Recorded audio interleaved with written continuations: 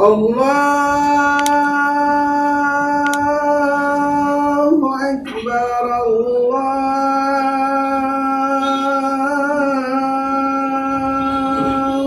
أكبر لا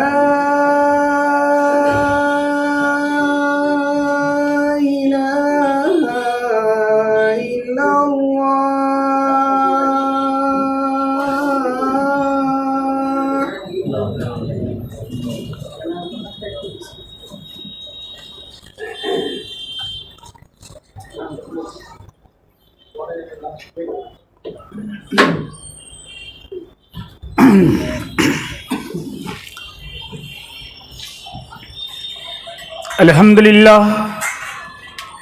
الحمد لله نحمده ونستعينه ونستغفره ونؤمن به ونتوكل عليه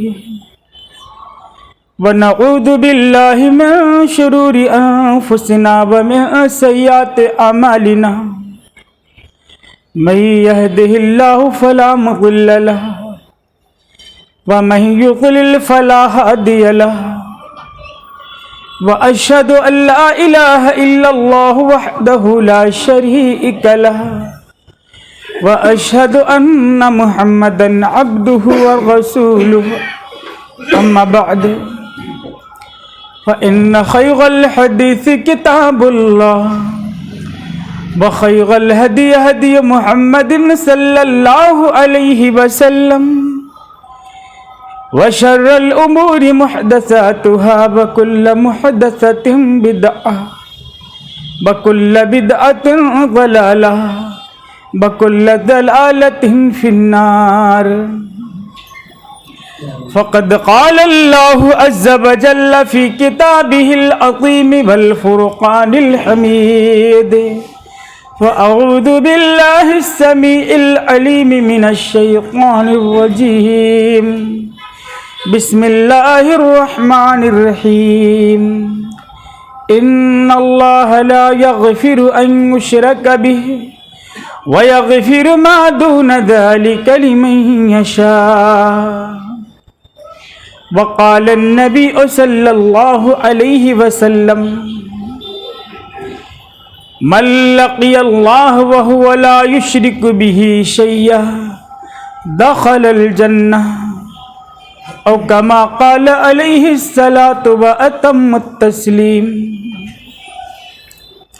معزز سامعین،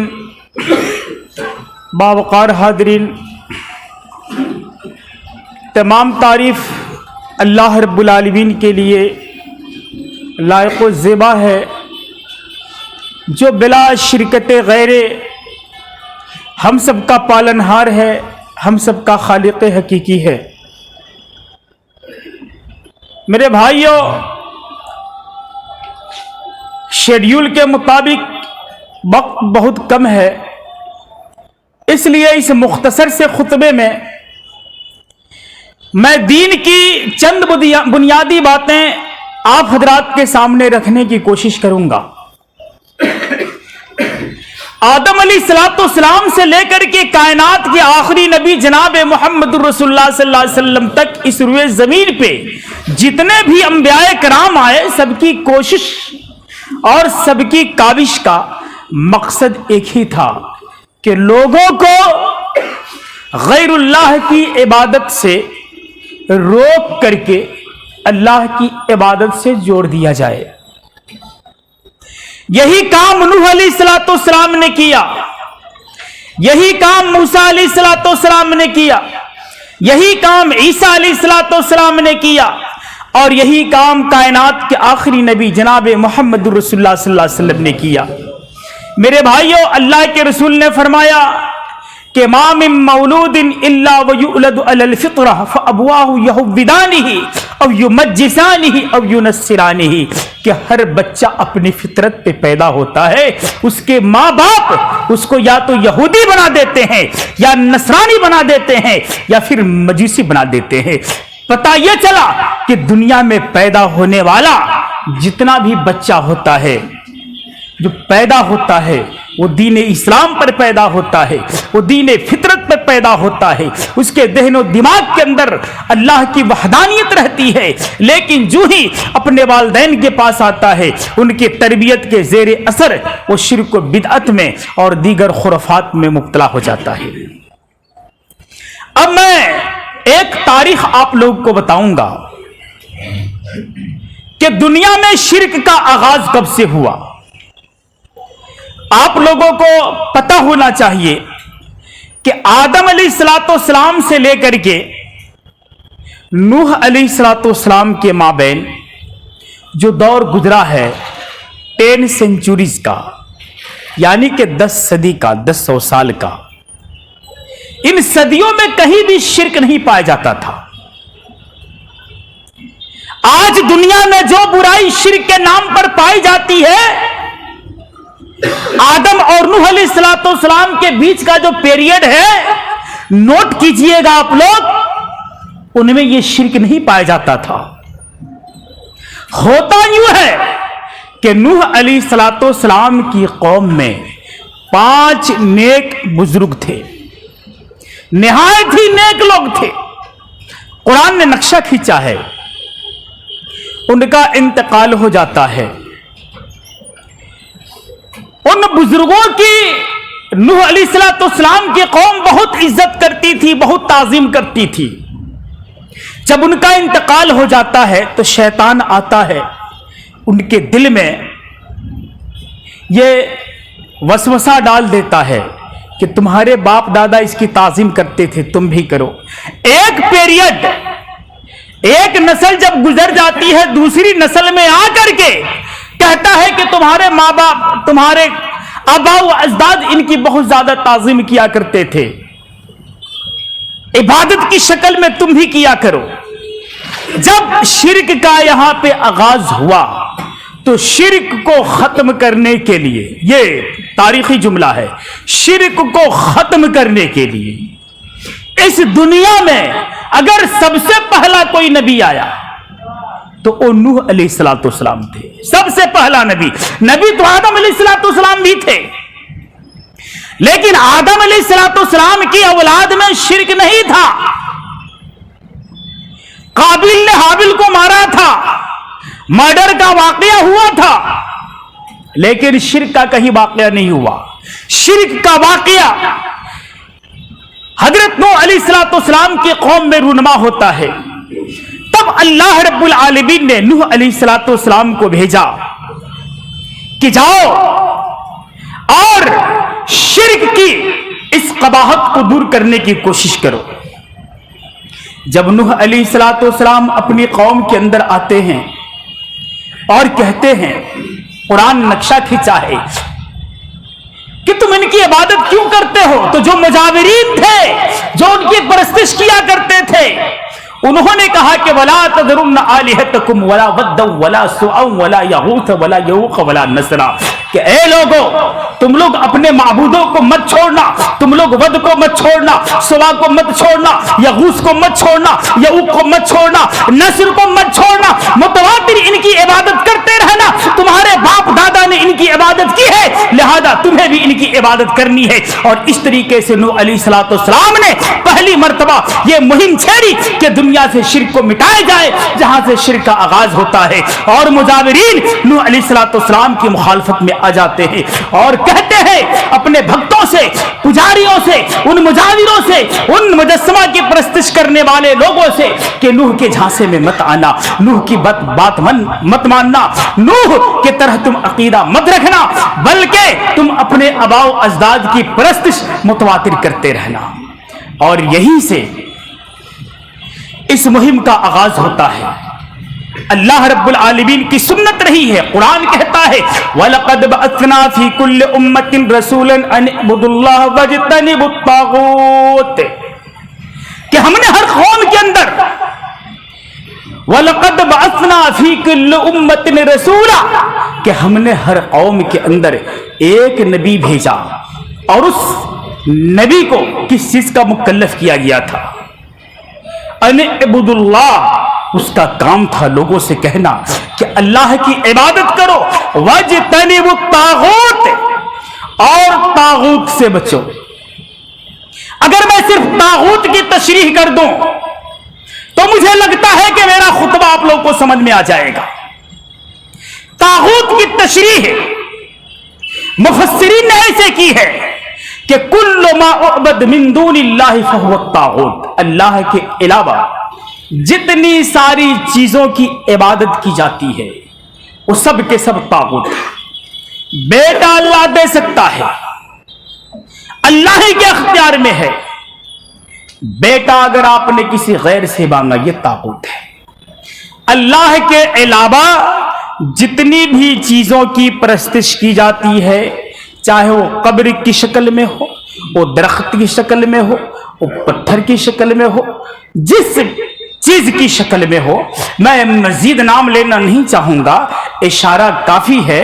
بس یہ کہنا ہے کہ اللہ کے علاوہ جتنی بھی چیزوں کی عبادت کی جاتی ہے وہ سب کے سب طاغوت کے ضمن میں آتے ہیں، اور اسی طاغوت سے روکنے کے لیے اور اسی طاغوت سے بچانے کے لیے ہر دور میں، جیسا کہ میں نے قرآن کریم کی آیت پڑھی، انبیاء کرام آتے رہے۔ نوح علیہ الصلوۃ والسلام آئے، لوگوں کو یہی کہا کہ ان اعبدوا اللہ لا الہ غیرہ، کہ اللہ کی عبادت کرو، اس کے علاوہ کوئی معبود نہیں ہے۔ یہی بات ابراہیم علیہ الصلوۃ والسلام نے کہی، یہی بات موسیٰ علیہ الصلوۃ والسلام نے کہی، یہی بات عیسیٰ علیہ الصلوۃ والسلام نے کہی، اور یہی بات کائنات کی آخری نبی جن کے بعد اب کوئی نبی آنے والا نہیں ہے، اس نبی نے بھی یہی بات کہی کہ لوگوں ایک اللہ کی عبادت کرو، اس کے علاوہ کوئی معبود حقیقی نہیں ہے۔ اور اسی بات کو اگر دنیا میں کوئی انسان پھیلاتا ہے، کوئی انسان عام کرنے کی کوشش کرتا ہے، اگر اسی بات کی جانب لوگوں کو دعوت دیتا ہے، اگر اسی بات کی تلقین کرتا ہے، تو در حقیقت وہ اس بات کی دعوت دے رہا ہے جس چیز کی دعوت ابراہیم علیہ الصلوۃ والسلام نے دی، جس چیز کی دعوت نوح علیہ الصلوۃ والسلام نے دی، جس چیز کی دعوت موسیٰ نے دی، اور جس چیز کی دعوت عیسیٰ نے دی، اور جس چیز کی دعوت کائنات کے آخری نبی جناب محمد رسول اللہ صلی اللہ علیہ وسلم نے دی۔ یہی انبیائی دعوت ہے کہ لوگوں کو غیر اللہ کی پرستش سے نکال کر کے اللہ کی عبادت سے وابستہ کر دیا جائے۔ آپ لاکھ محنت کریں، اگر آپ کی دعوت میں اگر یہ اسلوب نہیں ہے، اگر آپ کی دعوت میں اگر یہ عنصر نہیں ہے، تو آپ کی دعوت بیکار ہے اور اس دعوت کا کوئی فائدہ نہیں۔ پتہ یہ چلا کہ دنیا میں اللہ کی جانب سے جتنے بھی انبیاء کرام مبعوث کیے گئے، ان کا دو ہی مقصد تھا۔ نمبر ایک، لوگوں کو شرک سے بچانا، اور دوسرا توحید کی جانب دعوت دینا۔ اگر آپ ایک کریں گے دوسرا خود بخود ہو جائے گا۔ لوگوں کو شرک سے بچائیں گے، لوگ توحید پہ آ جائیں گے، یا توحید کی دعوت دیں گے، لوگ شرک سے بچ جائیں گے۔ سوال یہ پیدا ہوتا ہے کہ توحید کیا چیز ہے اور شرک کیا چیز ہے؟ یہ دونوں پوائنٹس آپ لوگ ذہن میں رکھیں کہ توحید کیا چیز ہے اور شرک کیا چیز ہے۔ توحید یہ عربی زبان کا لفظ ہے، وحد یوحد توحیداً، اس کے معنی ہوتا ہے ایک جاننا، اور شریعت کی اصطلاح میں توحید کا مطلب یہ ہوتا ہے کہ عبادت میں، صفات میں اور الوہیت میں اللہ رب العالمین کو ایک جاننا۔ اب توحید کی 3 قسمیں ہیں۔ یہ دیکھیے، اگر کوئی خطیب مرچ مسالہ لگا کر کے کوئی بات نہ بتائے تو اس کو سنجیدگی سے سننے کی کوشش کریں۔